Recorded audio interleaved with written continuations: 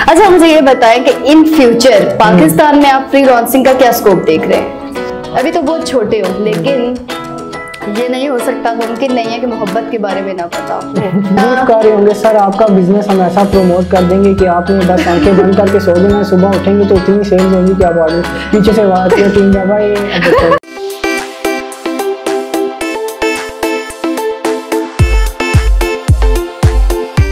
बिस्मिल्लाहिर्रहमानिर्रहीम, अस्सलाम वालेकुम नाज़रीन। उम्मीद है आप सब बहुत ही प्यारे होंगे और खैरियत से होंगे।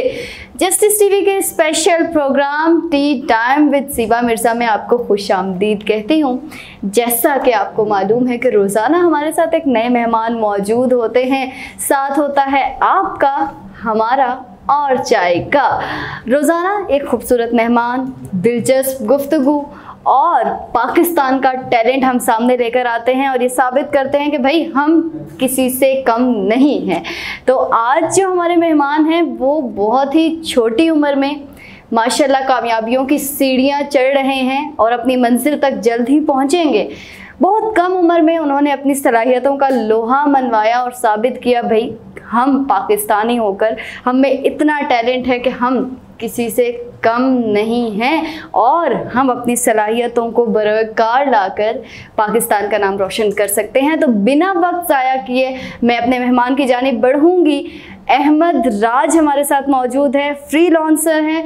तो सबसे पहले हम इनको खुश आमदीद कहेंगे। अस्सलाम वालेकुम। वालेकुम सलाम एंड थैंक यू इस इंट्रो के लिए। वैसे इतना बनता नहीं इतना ही बनता था भाई, वाकई हम किसी से कम नहीं है। पहले तो अहमद बहुत बहुत खुश आमदीद हमारे प्रोग्राम में। आपका बहुत शुक्रिया कि आपने अपनी मसरूफियात में से हमारे लिए वक्त निकाला है। तो सबसे पहले तो मुझे बताएं क्या मसरूफियात हैं आजकल? बस आपको पता है ये दिन चल रहे हैं प्रमोशंस वाले और इंडिपेंडेंस डे के, तो थोड़ा सा होता है इसमें। अच्छा तो सुनाएं, चाय कितनी पसंद है? अब चाय के प्रोग्राम में बैठे ये मत कहिएगा कि भाई मुझे बिल्कुल नहीं पसंद है। नहीं, अब जो नहीं पसंद तो फिर उसको क्या जबरदस्ती। हाँ, अगर वो आप कह रहे हैं कि शो के लिए कहते हैं तो शो के लिए कहते हैं कि मुझे चाय बहुत पसंद है। बिल्कुल। अच्छा अहमद मुझे ये बताएं कि आप पहले ये बताएं हमारे नाज़रीन को आप करते क्या हैं, ठीक है, और फ्रीलांसिंग बेसिकली है क्या? Actually I am a digital marketer और मैं एक फ्रीलांसर हूँ। सोशल मीडिया मार्केटिंग, फ्रीलांसिंग में आगे कैटेगरीज होती हैं, तो जो मेरी कैटेगरी है वो है digital marketing, social media marketing, जिसमें हम किसी भी बिजनेस को या किसी भी ब्रांड को ग्रो करते हैं। अच्छा। और फ्रीलांसिंग में बेसिकली होता ये है कि आप डिफरेंट प्लेटफॉर्म्स पे डिफरेंट क्लाइंट्स को टच करते हैं, उनसे प्रोजेक्ट्स लेते हैं, उन प्रोजेक्ट्स को कंप्लीट करते हैं एंड देन उन प्रोजेक्ट्स पे आपको रेवेन्यू मिलता है। अच्छा तो अहमद स्टार्ट कहाँ से लिया? पहले तो अपनी उम्र बता दो हमारे नाज़रीन को, ताकि फिर हम ना उसी हवाले से आपसे डिस्कशन करें। कितनी छोटी वाली बतानी है? एक्चुअल वाली भाई, लड़कियों वाली नहीं बतानी। अच्छा तो एज मेरी 19 है। अच्छा 19 साल के हैं और 19 साल में माशाल्लाह इतनी कामयाब शख्सियत हैं। फेसबुक हो गया, इंस्टा हो गया, टिकटॉक हो गया, इनके फॉलोअर्स की भरमार है, फैंस हैं इनके। खैर मुझे बताएं स्टार्ट कहाँ से लिया? स्टार्ट बस ऐसे ही बचपन से ही एक आईटी में इंटरेस्ट था। अच्छा। तो वहाँ से स्टार्ट लेते लेते जब मैं छोटा सा होता था और मेरी एज अभी भी छोटे से ही हैं वैसे। नहीं, बहुत छोटा सा होता था। अच्छा तो तब मेरी एज के बच्चे खेल रहे होते थे बाहर और मैं अंदर ना कंप्यूटर पे और आईटी पे और stuff like that, you know, तो मैं वही सारा मतलब बचपन से ही आईटी का ही वो था। तो बस पैशन को प्रोफेशन बनाया और अल्हम्दुलिल्लाह। ज़बरदस्त, मतलब कि पैशन को आपने प्रोफेशन बनाया। तो आपका बचपना कैसे गुजरा कि अहमद बहुत शरारती थे कि बाहर किसी ने आवाज़ दी तो फटाफट भाग के खेलने लग गए, या बड़े वो कहते हैं ना शाय किस्म के थे? किस तरह के थे? नहीं, मैं शरारती था शुरू से। अच्छा। बहुत ज़्यादा। एक तो अकेला था घर में, बच्चा लाडला था सबका। हाँ। तो वो शरारतें और वो सारी नाज वगैरह आपको पता है जो कुछ भी होता है। तो मार पड़ती थी? नहीं, मार कभी आज तक कभी भी नहीं पड़ी। यार ये कैसे हो सकता है? अम्मा से कौन बच सकता है उनके? नहीं, कभी शरारत करके फ्रंट पेज पे ही नहीं ना आए। वही बात है, मिसनापन आ गया इनमें है कि भाई मैंने शरारत तो नहीं की मामा, मैंने नहीं की, इसने की थी पहले है, फिर उस बेचारे की खैरियत कुछ ऐसा ही समझ ले। ऐसे ही समझ ले। अच्छा बताएं अहमद, अभी आप जिस फील्ड में हैं, आपने कहा बचपन से शौक था, तो फिर कैसे इस फील्ड में आप आए? कि मतलब कि एक होता है ना, एक आपका पहला स्टेप होता है, वो स्टेप कौन सा? स्टार्ट कैसे लिया? हाँ, स्टार्ट कैसे लिया ये कैसे? एक्चुअली जब मेरी मैट्रिक खत्म हुई तो 3 मंथ्स आपको पता है मिलते हैं, और यूजली लड़के घूमने निकल गए ये वो। तो मेरे फादर ने कहा कि आपने ना इन 3 मंथ्स को ऐसे यूटिलाइज करना है कि आपकी लाइफ बन जाए। अब वो मेरे पास जो 3 मंथ थे, मेरे पास चैलेंज होता है ऑब्वियसली आपके, और मेरी शुरू से एक आदत है कि मुझे जो टास्क मिलता है फिर उसको हर हाल में कंप्लीट, इसीलिए शायद मैं फ्रीलांसिंग में कामयाब हूँ। फ्रीलांसर्स वही कामयाब होते हैं अच्छा कि जिन्हें टास्क मिले और वो ऑन टाइम कर दें। हाँ। तो मैंने सीखा और इस तरह करते करते बस पहला प्रोजेक्ट जो मुझे मिला 7000 अच्छा पर मंथ में मैंने अपना पहला प्रोजेक्ट किया। जबरदस्त। जो कुछ भी नहीं था 7000 हाँ, आपको पता है उस जमाने में तो वैसे था नहीं, मतलब वो भी नहीं था इतना, उस हिसाब से जितना काम था तो 7000 नहीं अच्छा। था उस हिसाब से।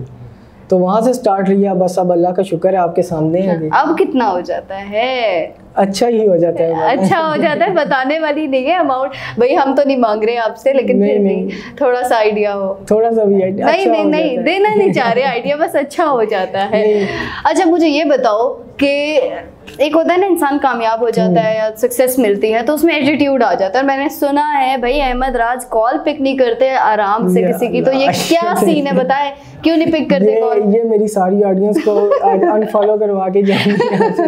नहीं मैं ऐसा कुछ भी नहीं चाह रही, लेकिन कॉल पिक क्यों नहीं करते? ये एटीट्यूड है या बिजी होते हैं? एटीट्यूड नहीं, बिजी आप बिजी कह सकती हैं। अच्छा। या आपको पता है कि जब आपकी अच्छी खासी ऑडियंस बन जाती है तो रोज की आप अंदाजा लगाएं कि 50 to 60 कॉल्स ही आ जाएं तो वो मैनेज करना बहुत मुश्किल काम हो जाता है। अच्छा कितनी कॉल्स आ जाती हैं डेली की? Approximately 40 to 45। अच्छा अगर खानदान वाले बोले और वो अच्छा। नहीं करें तो उन कॉल्स को आप जो है वो क्या मतलब कि काम वाली कॉल्स होती हैं, कुछ लोग तंग करने के लिए भी कॉल करते हैं? बस यूजुअली काम के लिए, फिर वो आपको पता है कुछ गॉसिप्स वाले भी होते हैं अच्छा, बीच में। हाँ। वो तुझे पता है फलान है फलान फलां मोहल्ले में ये हो गया फलां। अच्छा लड़कों में क्या ये चीज होती है जैसे अक्सर औरतों में होता है कि यार वो कहते हैं ना आंटियां बैठ जाती हैं ग्रुप में और गॉसिप्स कर रही होती हैं, यार मोहल्ले में उसके घर में ये हुआ, तो कभी अहमद ऐसा किया कि यार उस लड़के ने ये किया था तो मैंने फिर आगे से ये किया, 4 बंदों में बैठ के इस तरह की गॉसिप्स की?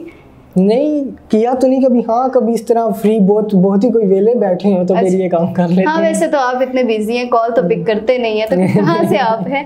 अच्छा मुझे ये बताएं कि इन फ्यूचर पाकिस्तान में आप फ्रीलांसिंग का क्या स्कोप देख रहे हैं? अभी तक तो अच्छा जा रहा है अल्हम्दुलिल्लाह। और अगर जैसे अमेज़ॉन आप देख रहे हैं, अमेज़ॉन आ गया पाकिस्तान। हाँ, बिल्कुल तो इस तरह की 2-4 और चीज़ें हैं, पेपाल है, इस तरह के और पेमेंट गेट्स भी अगर आ जाते हैं और प्लेटफॉर्म मिल जाता है तो फ्रीलांसिंग में पाकिस्तान से आगे कोई जा ही नहीं सकता। ऑनेस्टली स्पीकिंग पाकिस्तानियों के पास बहुत ज़्यादा टैलेंट है और ये फ्रीलांसिंग में बहुत आगे जा सकते हैं और आप अपने इस टैलेंट को यूटिलाइज सही बात है। जिस तरह अहमद ने बात की कि 3 महीने मुझे बाबा ने कहा कि मुझे इसको यूटिलाइज करना, उसने किए और अपने आप को मनवाया। तो ये जो चीजें होती है ना हमारी, अक्सर लड़के होते हैं इस उम्र में वन विलिंग कर रहे होते हैं, ऐसा किया कभी? नहीं ऐसा कभी नहीं। ये शरीफ बन रहे हैं वही मिसना वाले वो तो नहीं बन रहे हैं? नहीं मतलब कि आपने 1 साल हुआ बाइक चलाना आया तो अंदाजा अच्छा फिर तो मैं अच्छी हूँ, मुझे 2 साल हो गए बाइक चलाना आता है लेकिन चलाती नहीं हूँ। तो खैर मुझे ये बताएं कि कभी ऐसा हुआ कि इंसान नाकाम होता है और वो फ्रीलांसिंग में आपकी अपनी फील्ड में आप नाकाम हुए हों और फिर कहा हो कि यार छोड़ दूँ ये काम, इसमें कोई फ़ायदा नहीं है? नहीं, मेरी एक आदत है कि मैं जब खेलता हूँ तो फिर खुल के खेलता हूँ। अच्छा, मैं नफा नुकसान नहीं देखता। फिर ग्राउंड भी अपना होता है, प्लेयर्स भी अपने होते हैं, गेंद भी अपनी होती है और बैट भी अपना होता है। फिर मैं नहीं देखता कि मुझे इस चीज़ में लॉस है, पॉकेट से इन्वेस्टमेंट जाएगी या नहीं होगा या क्या होगा। बस एक बार जब ले ली कोई चीज़, एक्सेप्ट कर ली, तो आप उसे हर हाल में कंप्लीट करना चाहिए जो मर्जी। अच्छा, तो मतलब कि कभी लॉस हुआ वैसे? हाँ बहुत दफ़ा, बेतहाशा लॉस हुए।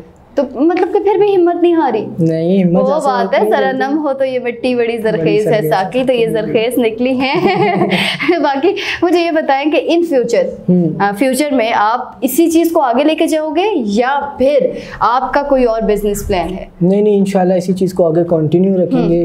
एक कंप्लीट मार्केटिंग एजेंसी हम सेटअप करेंगे। अभी भी है लेकिन ब्रांचेस बनाने का ज़्यादा शौक है। तो अहमद राज से हम बातचीत कर रहे हैं, मज़ा आ रहा है, पर अहमद ने एक दफ़ा भी चाय नहीं पी। खैर वो हम क्यों नहीं पी वो इस ब्रेक के बाद मैं आपको बताऊंगी और इनसे 2-3 बहुत अहम सवाल करने हैं। हमारे साथ रहिएगा, कहीं मत जाइएगा। लेते हैं एक छोटी सी ब्रेक।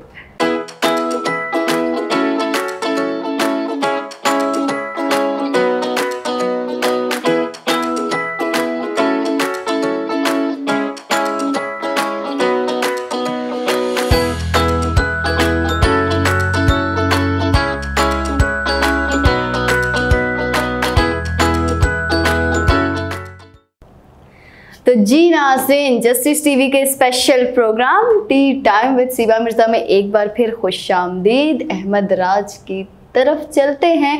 इनसे बात हो रही थी, बड़ी दिलचस्प बातें शातें हो रही थी और इन्होंने बड़े अच्छे अच्छे जवाब भी दिए। और अहमद राज, अब हमें ये बताइए कि अगर आपको एक दिन के लिए वज़ीर आज़म बना दिया जाए तो सबसे पहला काम क्या करेंगे? सबसे पहला काम क्या करूँगा? हाँ। मैं सारे फ्रीलांसर्स को उठा के ना, जो $5 वाले हैं, अच्छा इनको एक जगह पे रख दूंगा और कंप्लीट इनको वो करूंगा, यानी कि खबरदार जो आज के बाद $5 वाला कोई प्रोजेक्ट पकड़े। अच्छा, मतलब कि कितने डॉलर होने चाहिए? नहीं देखिए, कोई मतलब $50 भी दे रहा होगा ना, तो ये क्या करेंगे कि उसको बिड लगा देंगे $5 की। अच्छा। ऑफर सेंड कर देंगे। वो बाकी मार्केट के रेट्स भी खराब होते हैं ना। हाँ, तो वही भाई सस्ते में ना काम करो। अहमद कह रहे हैं हमारी जो वो क्या इकोनॉमी, उसको क्या कहते हैं, इंक्रीज करें। अपने वर्थ जाने यार। हाँ। आप इतने सस्ते नहीं है कि $5 में। इतने सस्ते नहीं है, समझ आ गई है ना। या फिर वज़ीर आज़म बन के सबसे पहले यही काम करेगा। जो $5 वाले ना, अपनी खैर मना लो आप लोग, इनकी भी वर्थ खराब ना करो। टैक्स डाल देंगे $5 हाँ, उनके ऊपर भी टैक्स डाल देंगे। अच्छा, मुझे बताएं कि पॉलिटिक्स में, सियासत में कितना इंटरेस्ट है? बिल्कुल भी नहीं है। नहीं है, कोई खास नहीं है। हाय अल्लाह, क्यों इंटरेस्ट नहीं है? बस शुरू से वो नहीं है। अगर कभी किसी पार्टी में जाने का मौका मिले तो किस पार्टी को ज्वाइन करना चाहेंगे? आज़ाद उम्मीदवार, आज़ाद खड़ा हो जाऊंगा। आज़ाद अगर जीत गए फिर भी तो किसी पार्टी में जाना है। हाँ, ये भी है, देखेंगे फिर वहाँ पे।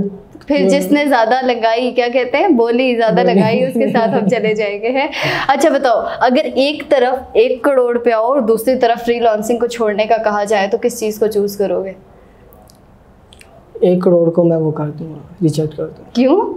फ्रीलांसिंग लॉन्ग टर्म है ना, वो मैं 1 करोड़ कब तक खाऊंगा? तो वो 1 करोड़ कब तक खाओगे? उससे कोई बिजनेस स्टार्ट कर सकते हो। अच्छा भला, तो ये भी तो बिजनेस ही है, चलता चलाया बिजनेस। नहीं, वो ये फिर हज़ारों की बात है, वो करोड़ की बात है। हज़ारों की बात नहीं है ये, आप फ्रीलांसर। अच्छा, तभी हमें नहीं बता रहे थे कि भाई हम इनके ऊपर डाका ना मार लें। अच्छा, मुझे ये बताएं कि फ्रीलांसिंग पूरा दिन घर में होते हैं तकरीबन, तो घर वाले ये नहीं कहते वेला है पूरा दिन बैठा रहता है सिर्फ लैपटॉप लेके या मोबाइल लेके या वो क्या कहते हैं कंप्यूटर लेके? कहा जाता है ताने मिलते हैं। घर वाले बहुत सपोर्टिंग है, घर वाले से ऐसे घर के लिहाज से तो नहीं होता यार। मोहल्ले की आंटियां आ जाती हैं, बेटा तू क्या कर रहे हैं, कल को रिश्ता नहीं मिलेगा है।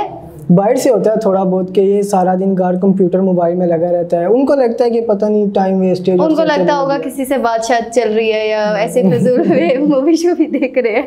मेरा वो मतलब नहीं है जिसे आप हंसे कि मूवी शूवी देख रहे हैं, टाइम वेस्ट हो रहा है। बट उन्हें अब कौन बताए कि भाई ये तो इतना कामयाब है।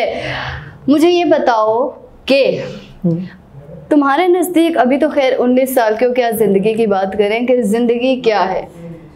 इस जिंदगी को किस तरह देखते हो? आंखों से तो देखते हैं, लेकिन वैसे किस तरह देखते हैं? देखिए, खुशियों का नाम है जिंदगी। जिंदगी हमेशा जिए काटे नहीं। हाँ। जिंदगी जीने और काटने में एक बड़ा डिफरेंस होता है। जैसे मैं अक्सर कहती हूँ कि जिंदगी गुजारे नहीं, जिंदगी जीनी चाहिए। तो हम लोग गुजार रहे होते हैं बाज़ बिल्कुल बिल्कुल। तो फिर अगर जिंदगी मुश्किल हो जाए तो क्या करना चाहिए फिर? छोटी छोटी मूवमेंट्स में से खुशियाँ निकालने की कोशिश करें, उनको एंजॉय करें। छोटी छोटी चीजें होती हैं जो जैसे आपको चलते चलते 10 का नोट मिल गया, वही खुश हो जाए आपको। ये देखें, तो लॉटरी लगी सारा दिन। उस 10 से अंडा लेंगे, फिर उससे चूजा निकालेंगे, फिर ये अंडे और चूजे। हाँ, इस तरह भी ये भी छोटी छोटी खुशियाँ। बारिश हो गई, खुशी महसूस हो गई। आप उदास हैं, किसी को देख लिया है, कोई गुब्बारे बेच रहे हैं चलते चलते, वो खुशी होगी। तो छोटी छोटी खुशियाँ हैं, इनको सेलिब्रेट किया करें यार। ये दुख का टाइम होता है, आपको एक टाइम होता है जिस टाइम आपको अल्लाह ताला आजमाइश होती है, लेकिन बहुत जल्द आप इस आजमाइश से निकल जाते हैं अगर आप में सब्र होता है और अल्लाह पे आप शाकिर रहते हैं। तो मुझे बताओ कि अगर कभी फिरदौस आशिकावान साहिबा से, नाम नहीं लेना चाहिए मुझे, लेकिन फिर भी फिरदौस आशिकावान साहिबा से मौका मिले तो सबसे पहली बात उन्हें क्या कहोगे? उन्होंने एक बात की थी कि मैं अगर पॉलिटिक्स में जाती तो मॉडल होती। तो मैं आप कैसे मॉडल होती? मतलब आप कैसे मॉडल होती? क्या मतलब मॉडल होती? मॉडल बन सकती है, माशाल्लाह इतनी प्यारी है, दबंग अंदाज है। बिल्कुल, इसमें कोई शक नहीं है। हाँ।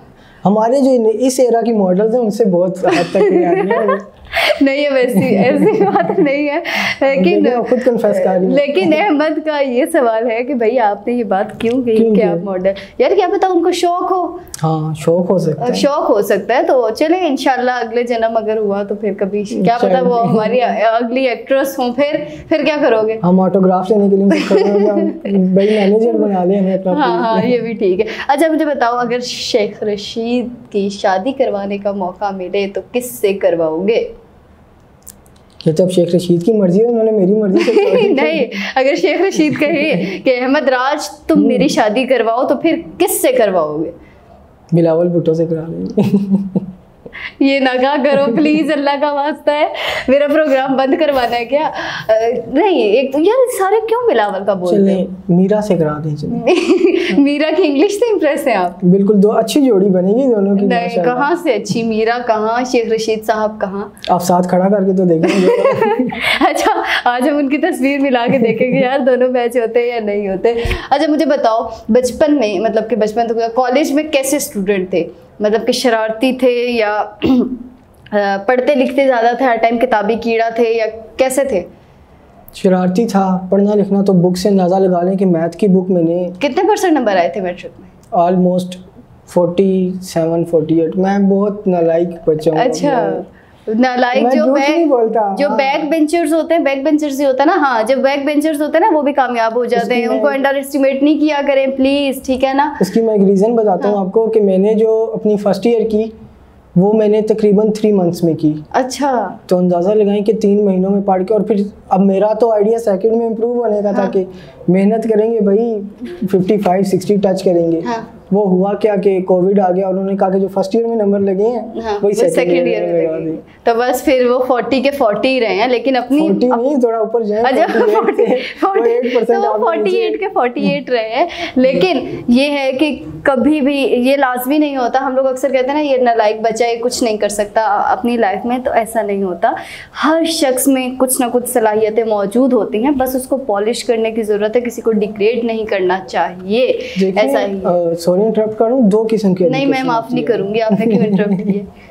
चले बोले। 2 किस्म की एजुकेशन होती है, एक फॉर्मल जो ये हम लोग अपनी यूनिवर्सिटीज में लेते हैं, जो डिग्री लेने के बाद अलमारी में बंद हो जाती है।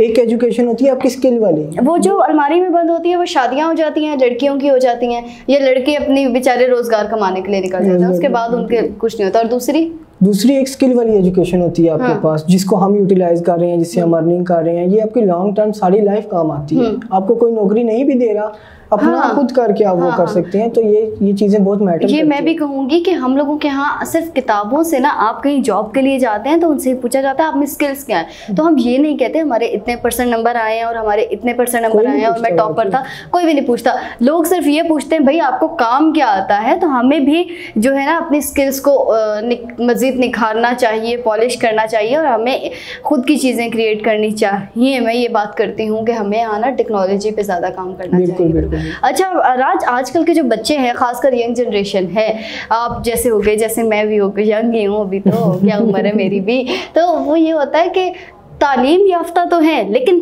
तरबियत याफ्ता नहीं है। बिल्कुल, ये बहुत हमारा एक लम्हा फिक्री है हमारे लिए। हाँ। कि डिग्री लेके वो पता नहीं खुद को क्या समझने लग जाते हैं। लाइक मैं बहुत एजुकेटेड हूँ और जो कुछ पता है मुझे ही पता है, भाई इसको तो कुछ पता ही नहीं है। लाइक मैं यहाँ बैठा हूँगा तो मैं अभी मेरे पास डिग्री है ना, सेवा को तो कुछ भी नहीं पता। हाँ, मुझे वाकई कुछ भी नहीं पता, मेरे तो पेट में भी हेडेक हो रहा होता है इतना मुझे कुछ भी नहीं पता। तो फिर ये इस चीज़ पे क्या कहो? तालीम ये नहीं है, देखें इंसान तालीम से बड़ा नहीं होता, बड़े काम करने से बड़ा होता है। तो जब आप बड़े काम कर रहे हैं तो फिर आपकी पे ऐसी हरकतें सूट भी करेंगी। हाँ, सही बात है। और आप तालीम के साथ साथ तरबियत याफ्ता होना बहुत ज़रूरी है। आप किसी की तस्लील करके, आप अपना एटीट्यूड बना के, या आप 2-4 लफ्ज़ इंग्लिश के बोल के खुद को कभी भी तालीम याफ्ता नहीं कहलवा सकते। तालीम याफ्ता वही होता है जो तरबियत याफ्ता होता है, ठीक है। तो नाज़रीन, अहमद राज के साथ हमारी बातचीत चल रही है, आखिरी राउंड की तरफ बढ़ेंगे, हमारा जो होता है रैपिड फायर का, लेकिन उससे पहले हम लेंगे एक छोटी सी ब्रेक, हमारे साथ रहिएगा।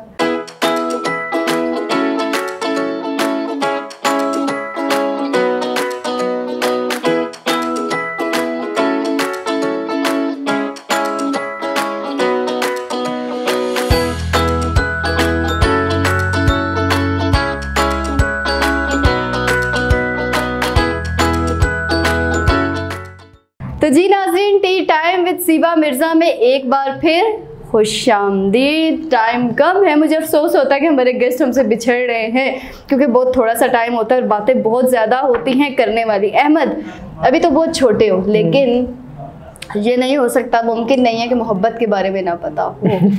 तो मुझे बताओ कि